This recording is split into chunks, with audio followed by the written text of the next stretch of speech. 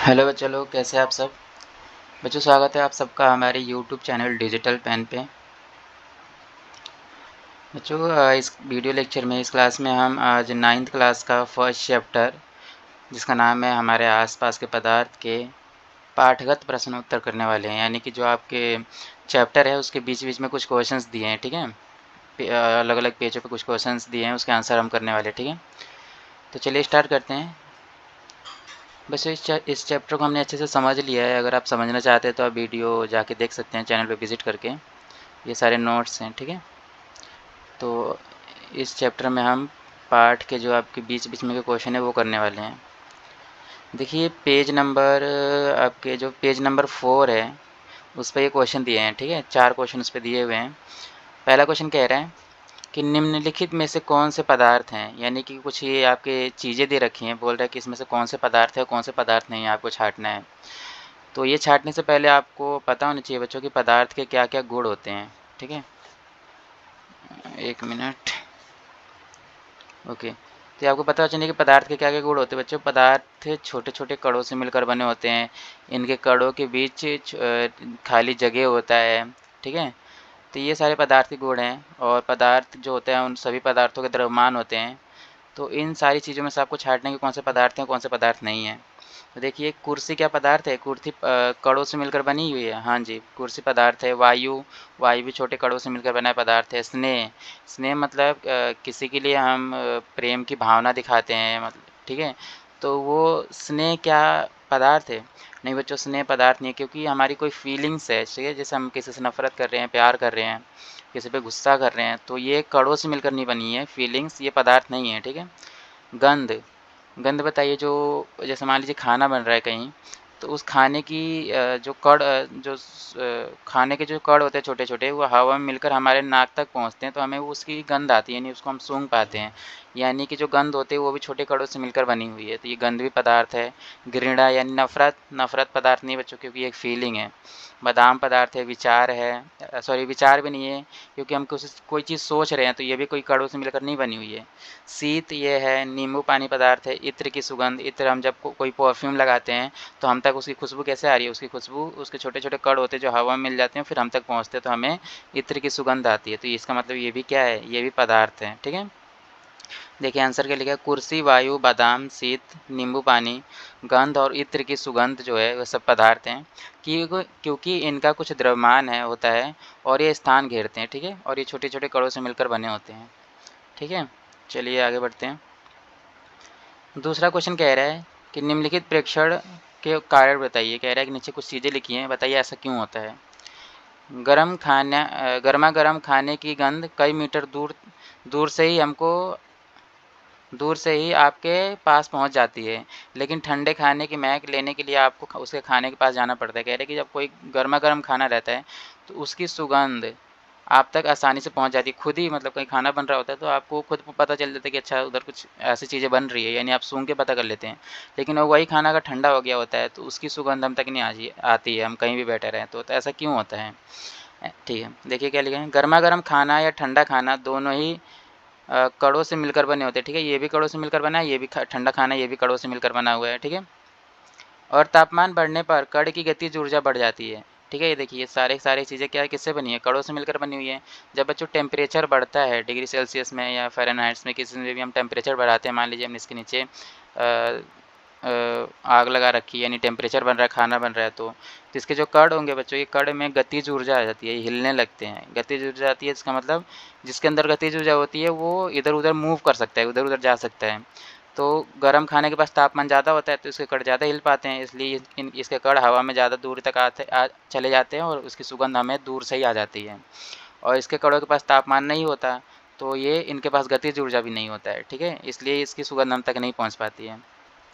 तो ये लिखा है गतिज ऊर्जा बढ़ जाती है तापमान बढ़ने से और ये तेज़ी से गति करते हैं, इसलिए गर्म खाना खाने के कण कई मीटर दूर से हमारे पास पहुंच जाते हैं और हमें इसकी गंध आती है, ठीक है।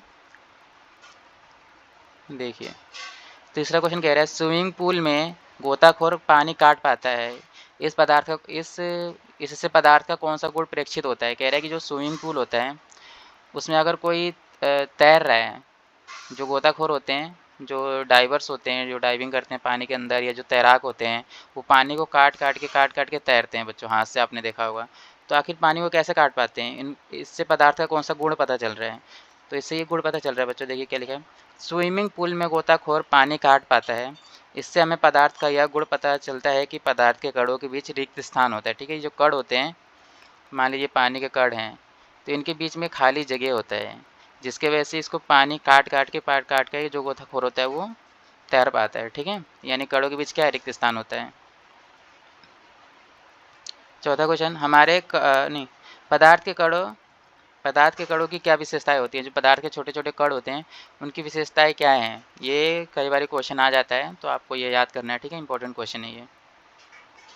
देखिए कह रहा है, पहला कह रहा है पदार्थ के कण छोटे होते हैं, इतने छोटे होते हैं कि हम कल्पना भी नहीं कर सकते। जो पदार्थ के कण होते हैं, मैंने तो इतना बड़ा बड़ा बना दिया है, बट ये बहुत छोटे होते हैं, इतने छोटे होते हैं कि हम मतलब इतना छोटा हम सोच भी नहीं सकते, इतने छोटे होते हैं। ठीक है, पदार्थ के कणों के बीच रिक्त स्थान होता है, इनके कणों के बीच में रिक्त स्थान होता है। पदार्थ के कण एक दूसरे को आकर्षित करते हैं। ये जो कण होते हैं बच्चों, ये इसको खींचता है, ये इसको खींचता है, ये इसको खींचता है, इसको खींचता है। ठीक है, तो एक दूसरे को आकर्षित करते रहते हैं। पदार्थ के कण निरंतर गतिशील होते हैं, ये मूव करते रहते हैं इधर उधर। जो हवा का कण होते हैं वो ज़्यादा ही तेज़ी से, उनके अंदर ज़्यादा गतिज ऊर्जा होती है, इसलिए वो ज़्यादा मूव करते हैं। देखते हैं हवा बहुत तेज़ी से बहती है। फिर पानी और जो ठोस रहते हैं वो नहीं बहते हैं, मतलब उनके अंदर उनके जो कण होते हैं उनमें गतिज ऊर्जा नहीं होती है, गतिज ऊर्जा बहुत कम होती है, इसलिए वो गति नहीं कर पाते।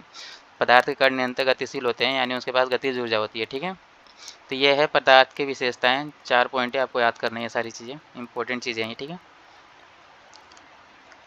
अब ये है पेज नंबर 6 पे आपकी किताब में। अब यहाँ पे कुछ 4 या 5 क्वेश्चन दिए हुए हैं, तो करते हैं। ठीक है, देखिए लिखा है, किसी तत्व के द्रव्यमान प्रति इकाई आयतन को घनत्व कहते हैं। यानी घन कह रहा है, घनत्व का ये फॉर्मूला दिया इसने। ये कह रहा है द्रव्यमान बटे में आयतन, द्रव्यमान बटे में आयतन को हम घनत्व कहते हैं। तो बताइए, ये जो इन्होंने चीज़ें दी हैं, इनमें से सबसे ज़्यादा घनत्व किसका है, सबसे कम घनत्व किसका है? यानी बढ़ते क्रम में, हमें घनत्व के बढ़ते क्रम में इन सारी चीज़ों को सजाना है। तो आप बताइए, देखिए इसमें कह रहा है, देखिए वायु, चिमनी का धुआं, शहद, जल, चौक, रुई और लोहा, इनको हमें घनत्व के बढ़ते क्रम में लगाने हैं। सबसे पहले कम घनत्व वाला, फिर उससे बड़ा घनत्व वाला। देखिए वायु का घनत्व सबसे कम होता है, फिर चिमनी के धुएं का। चिमनी आपने देखा होगा, जो गांव में ऐसे मिट्टी पकाने के लिए लगे रहते हैं, जहाँ पे पहले मिट्टी का ईंट बनाते हैं, फिर उसको पकाते हैं। ठीक है, तो चिमनी से धुआं निकलता है, इसी को बोलते हैं चिमनी का धुआं। तो वायु से ज़्यादा घनत्व होता है चिमनी का धुआं, क्योंकि उसमें छोटे छोटे बहुत ज़्यादा कण होते हैं। रुई ज़्यादा घनत्व होता है हवा से। फिर जल का घनत्व ज़्यादा होता है, शहद का उससे ज़्यादा होता है, चौक का उससे ज़्यादा, लोहे का सबसे ज़्यादा घनत्व होता है। ठीक है, देखिए दूसरा क्वेश्चन कह रहे हैं, पदार्थ की विभिन्न अवस्थाओं के गुणों में होने वाले अंतर को सारणीबद्ध कीजिए। कह रहा है कि जो पदार्थ के गुण होते हैं, पदार्थ के गुण क्या क्या होते हैं? आकार होता है, आयतन होता है, संपीड़ित सीमाएं, और इसमें विसरण कैसी होती है। ठीक है, तो पदार्थ कौन से 3 अवस्था में पदार्थ होते हैं? ठोस अवस्था, द्रव अवस्था और गैसीय अवस्था में। तो ये जो गुण है ये सारे, ये सभी अवस्था में क्या क्या होते हैं, मतलब किस किस रूप में पाए जाते हैं? तो इसमें ये पूछ रहा है, तो चलिए हम देखते हैं क्या किस किस रूप में पाए जाते हैं। देखिए ये कह रहा है, आकार, जो ठोस आकार होता है वो निश्चित होता है। अगर मैं लोहे का एक टुकड़ा ले लूँ तो इसका ये आकार है बच्चों, ये हमेशा ही निश्चित रहेगा, ये बदलेगा नहीं। द्रव का लेकिन आकार अनिश्चित रहता है। अगर इस गिलास में पानी है, इसको कहीं और डालूंगा, कटोरे में डाल दूंगा, तो इसका आकार जो पहले गिलास जैसा था पानी का, कटोरे में डालते हो कटोरे जैसा हो जाएगा। तो यानी इसका आकार अनिश्चित रहता है। गैस का भी अनिश्चित रहता है, गैस का भी बदलता रहता है। आयतन, इसका आयतन निश्चित रहता है, इसका भी आयतन, द्रव का भी निश्चित रहता है और गैस का अनिश्चित रहता है। द्रव का जो वॉल्यूम होता है वो बढ़ता घटता रहता है। ठीक है, लेकिन इन दोनों का वॉल्यूम बढ़ता घटता नहीं है, द्रव और ठोस का। संपीड़ितता है सबसे ज़्यादा, मतलब संपीड़ितता मतलब होती है कंप्रेसिबिलिटी, इंग्लिश में कहते हैं कंप्रेसिबिलिटी, लिखा नहीं जा रहा। देखिए मतलब सबसे ज़्यादा किसको दबाया जा सकता है? तो क्या ठोस को दबा सकते हैं? लोहे का एक टुकड़ा लेंगे, उसको क्या दबा सकते हैं? दबाना बहुत मुश्किल है बच्चों। ठीक है, तो इसमें नगण्य संपीड़ितता होती है, यानी न के बराबर, न के बराबर संपीड़ितता होती है ठोस में। और द्रव में उसको मध्यम होती है, यानी थोड़ा बहुत उसको दबा सकते हैं पानी को। और सबसे ज़्यादा किसको दबा सकते हैं? गैस को बहुत ज़्यादा दबा सकते हैं संपीड़ितता। ठीक है, इसलिए हम जो हमारा LPG सिलेंडर आता है उसमें हम जो पेट्रोलियम गैस होती है बच्चों, उसको दबा दबा के छोटे सिलेंडर भर के घरों तक खाना बनाने के लिए पहुंचाते हैं, ठीक है, क्योंकि उसको बहुत ज़्यादा दबा सकते हैं। अच्छा, इनकी सीमाएँ कैसे होती हैं? सीमाएँ जो ठोस की सीमाएँ होती हैं वो स्पष्ट होती है। जैसे मान लीजिए लोहे का टुकड़ा मैंने ले लिया है, तो इसकी जो ये सीमाएँ होंगी हमेशा स्पष्ट होंगी। अगर मैं इसको इधर फेंक दूँगा तभी भी ऐसा ही दिखेगा, इधर फेंक दूँगा तभी भी ऐसा ही दिखेगा। जो द्रव की सीमाएँ हैं वो अस्पष्ट है। अगर गिलास में है तो गिलास जैसी इसकी सीमाएँ दिखेंगी, कटोरी में होंगी तो कटोरी जैसी इसकी सीमाएँ गोल सीमाएँ होंगी, इसमें चौकोर सीमाएँ हैं, ठीक है। तो गैस की भी अस्पष्ट सीमाएँ होती हैं। विसरण मतलब होता है दो चीज़ों का आपस में मिलना, वो विसरण कहलाता है। तो ठोस में कोई भी चीज़ों को मिलना मुश्किल होता है। अगर लोहे में मैं कोई चीज़ मिलाना चाहूँ, पानी को मिलाना चाहूँ तो नहीं मिलेगा इसमें, ठीक है। तो इसमें नंगड़े हैं, यानी न के बराबर कोई भी चीज़ मिलती है। द्रव में चीज़ें मिल जाती है। जैसे मान लीजिए पानी का गिलास ले लीजिए, इसमें अगर मैं चीनी को मिलाना चाहूँ तो चीनी धीरे-धीरे आराम से इसमें घुल जाएगा, यानी इसमें घुल जाता है। लेकिन सबसे ज़्यादा किसमें घुलता है? गैसों में। गैसों में कोई भी चीज़ आसानी से मिल जाती है। जैसे अगर खाना बन रहा है तो खाने के जो कण हैं वो गैसों में बहुत आसानी से मिलकर हम तक पहुँच जाते हैं और हमें सुगंध आ जाती है। यानी सबसे ज़्यादा तेज़ विसरण किसमें होता है? गैसों में होता है, ठीक है। तो ये सारे गुण हैं और हमने ये कर लिया। अब बी पार्ट इसका करते हैं। बी पार्ट ये है बी पार्ट, बहुत बड़ा है बी पार्ट, देखते हैं। देखिए बी पार्ट में कह रहे हैं निम्नलिखित पर टिप्पणी कीजिए। कह रहे हैं कि इन सबको डिटेल में बताइए। दृढ़ता क्या होता है, संपीड़ितता क्या होता है, तरलता क्या होता है, बर्तन में गैस का भरना, कैसे बर्तन में हम गैस को भर पाते हैं, आकार क्या होता है, गतिज ऊर्जा और घनत्व तो किसे कहते हैं, ऐसे के तो इसको एक्सप्लेन करके हमें बताना है। तो ये रहा बी। देखिए दृढ़ता क्या होती है। दृढ़ता का मतलब होता है कठोर। कोई भी चीज़ कठोर है तो उसे बोलेंगे ज़्यादा दृढ़ है, ठीक है। ऐसे लिखते हैं दृढ़ता, ठीक है। ऐसे पदार्थ जिन पे बाहरी बल लगाने पर कोई बदलाव नहीं आता वो दृढ़ है।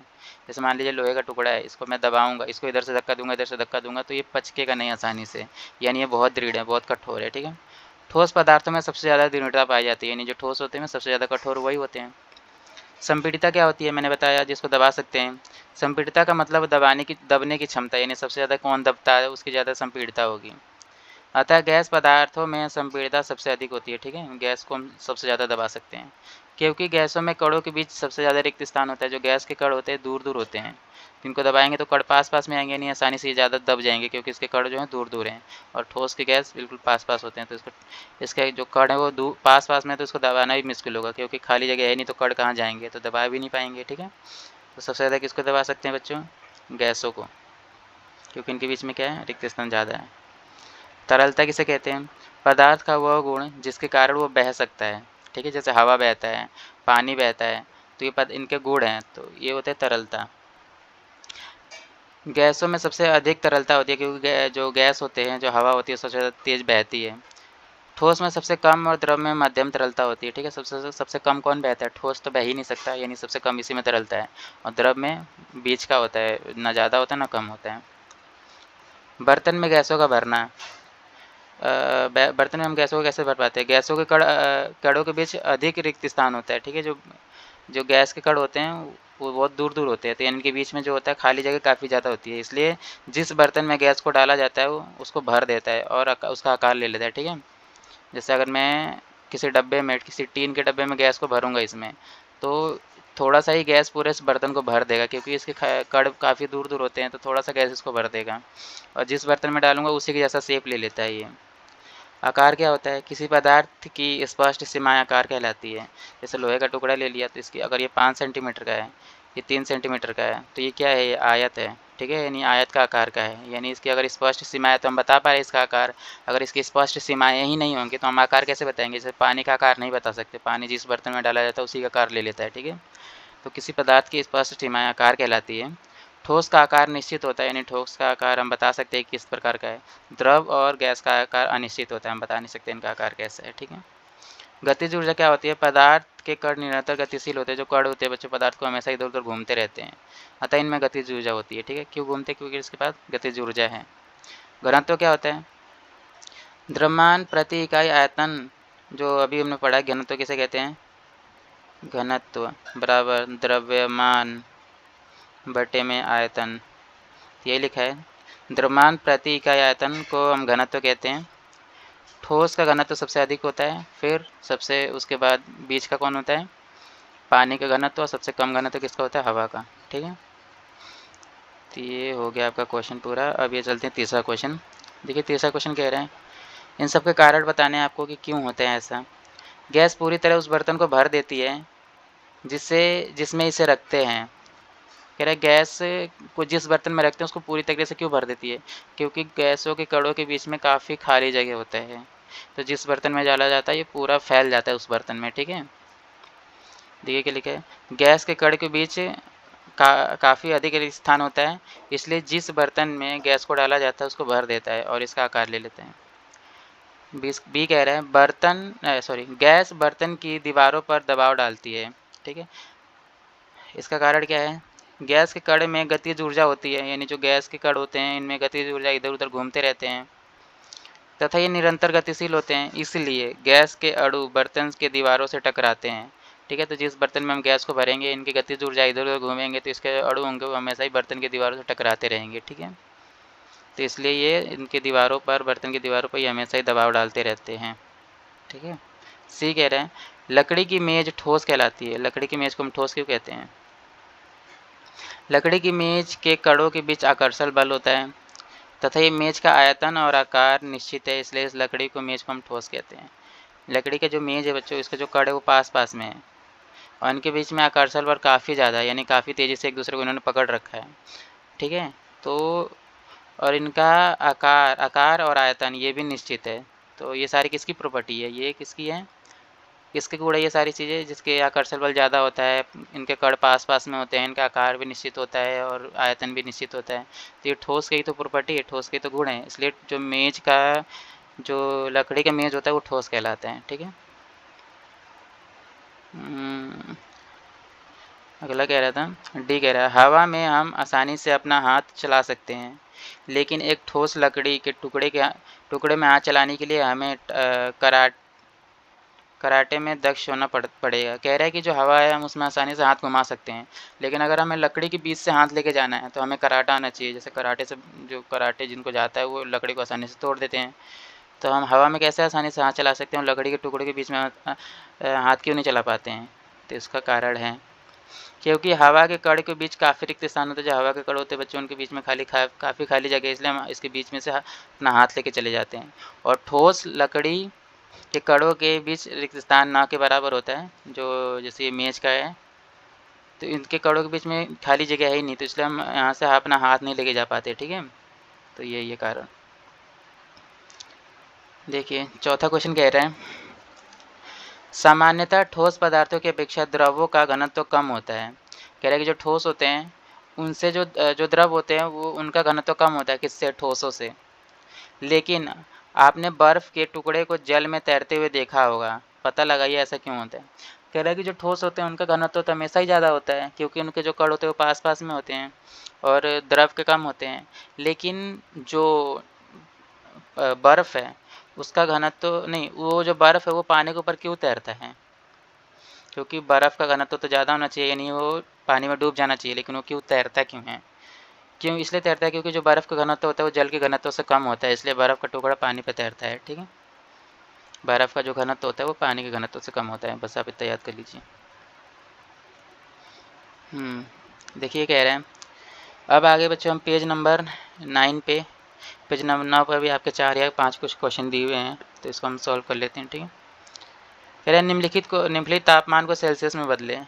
इसने ए दिया है 300 केल्विन, इसको कह रहा है कि आपको डिग्री सेल्सियस में बदलना है। तो बच्चों मैं आपको बता दूं कि अगर आपको क्या कहते हैं, अगर डिग्री सेल्सियस में कोई भी तापमान दिया है तो उसमें अगर आप 273 प्लस कर देंगे तो आपका वो चीज़ आ जाएगा केल्विन में आ जाएगा वो आंसर।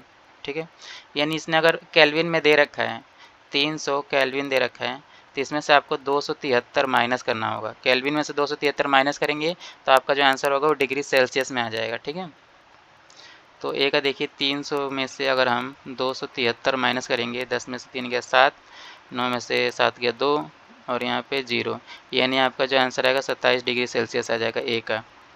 ठीक है। 300 केल्विन में से 273 माइनस करेंगे तो डिग्री सेल्सियस में आ जाएगा, डिग्री सेल्सियस में 273 प्लस करेंगे तो आंसर केल्विन में आ जाएगा। तो इसने क्या बोला है, केल्विन में दिया है और डिग्री सेल्सियस में निकालना है। बी का देखिए 573 केल्विन दिया है, इसको हमें डिग्री सेल्सियस में निकालने के लिए क्या करेंगे, 573 में से हम माइनस करेंगे 273 तो हमारा आ जाएगा सेल्सियस में। ठीक है, यहाँ पे करते हैं 573 में से 273 माइनस करें, 3 में से 3 गया 0, 7 में से 7 गया 0, 5 में से 3 2 गया 3, यानी यहाँ पे आ गया 300 डिग्री सेल्सियस। ठीक है, तो ये आपका है ऊपर वाला ए का आंसर और ये नीचे बी का आंसर। ठीक है, चलिए बी कह रहा है निम्नलिखित तापमान पर जल की भौतिक अवस्था क्या होगी। कह रहा है कि जो जल है हमारा वो 250 डिग्री सेल्सियस पे वो क्या होगा। देखिए कोई भी पदार्थ होते हैं बच्चों, पदार्थ के 3 अवस्थाएं होती हैं। पहला क्या होता है, ठोस, अरे क्या हो रहा है ये, एक मिनट, पहला क्या होता है, ठोस, दूसरा द्रव और तीसरा क्या होता है, गैस। यानी पदार्थ, जो कोई भी पदार्थ होता है इन 3 अवस्थाओं में पाया जाता है। ठीक है, तो कह रहा है कि जो जल है हमारा, जल भी तो एक पदार्थ है। कह रहा है जो जल है अगर वो 250 डिग्री सेल्सियस पे किस अवस्था में पाया जाएगा। तो जो जल होता है बच्चों, हमें पता है कि 100 डिग्री सेल्सियस पे पहुंचते ही वो उबलने लगता है। यानी अगर उसका तापमान हम 100 डिग्री सेल्सियस कर देंगे तो जल उबलने लगता है, और उबलने के बाद क्या बनने लगता है, भाप बनने लगता है। तो ये तो 100 से भी ज़्यादा है, यानी 100 पे ही अगर ये भाप बनने लगता है तो 250 पे तो भाप अवस्था में रहेगा ही। ठीक है, तो यानी ए का क्या हो गया, 250 डिग्री सेल्सियस, 250, एक मिनट, 100 डिग्री सेल्सियस पे अगर वो भाप बन जाता है तो 250 पे भी भाप ही रहेगा। यानी 250 डिग्री सेल्सियस पर जल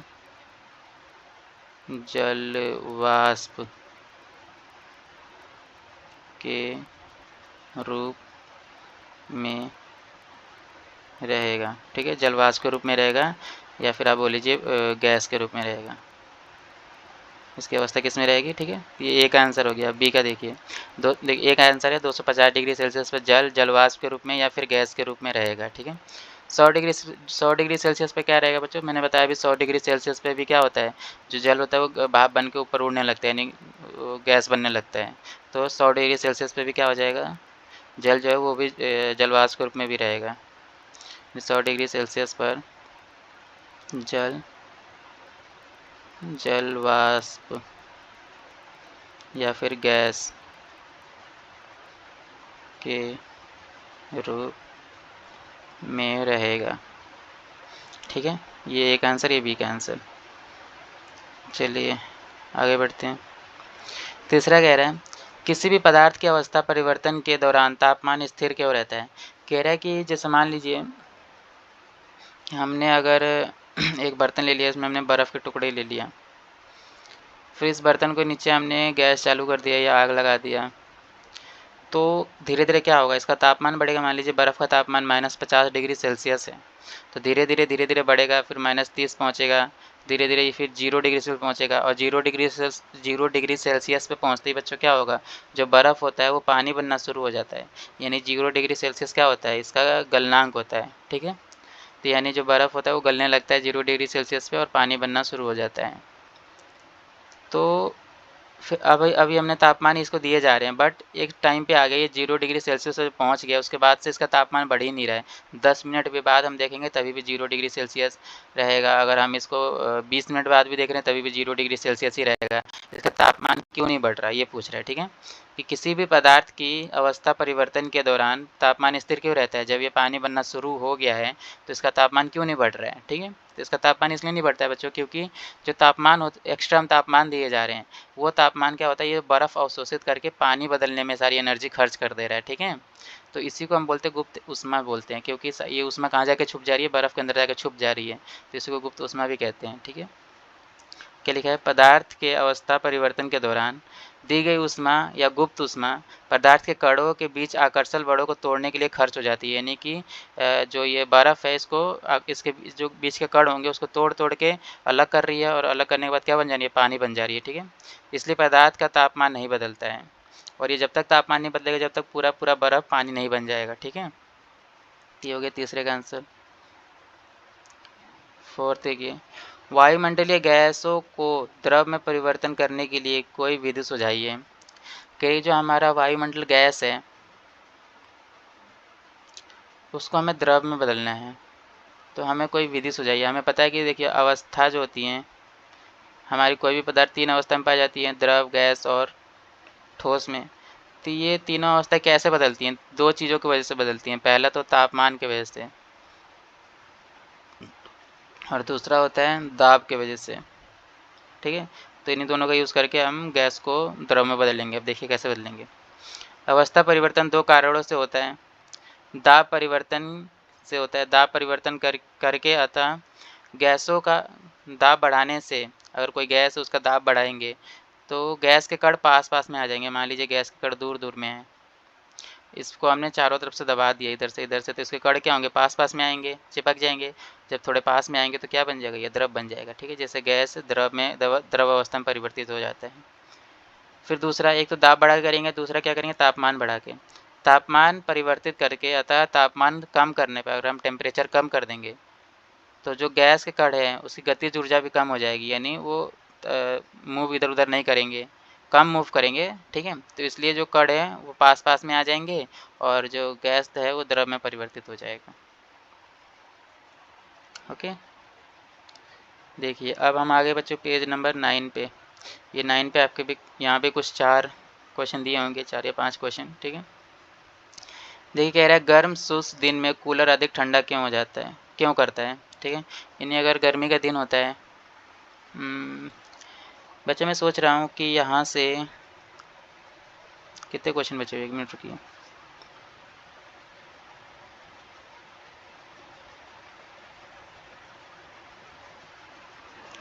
मैं यहाँ से एक दूसरा वीडियो लेक्चर ले लूँगा। ठीक है, क्योंकि ये वीडियो थोड़ा ज़्यादा लंबा हो जा रहा है तो आपको भी समझने में बाद में दिक्कत होगी। आई थिंक पेज नंबर 9 का हमने कर लिया, ये पेज नंबर 11 का है, देख लेंगे अभी। ठीक है, तो यहाँ से मैं कुछ क्वेश्चन जो बचे हुए हैं आपके चैप्टर के अंदर के वो बाद में मैं करा दूँगा। तब तक के लिए थैंक यू सो मच, आपने हमारे चैनल पे आए। और अगर आपको चीज़ें समझ आई है बच्चों तो प्लीज़ वीडियो को लाइक कर देना और प्लीज़ चैनल को सब्सक्राइब ज़रूर कर देना। ठीक है, सब्सक्राइब करके ज़रूर जाना बच्चों। ठीक है, थोड़ी सी हेल्प कर दीजिए, थोड़ा मोटिवेशन आएगा पढ़ाने का आपको। बाकी वैसे सब ठीक है। ठीक है, थैंक यू सो मच।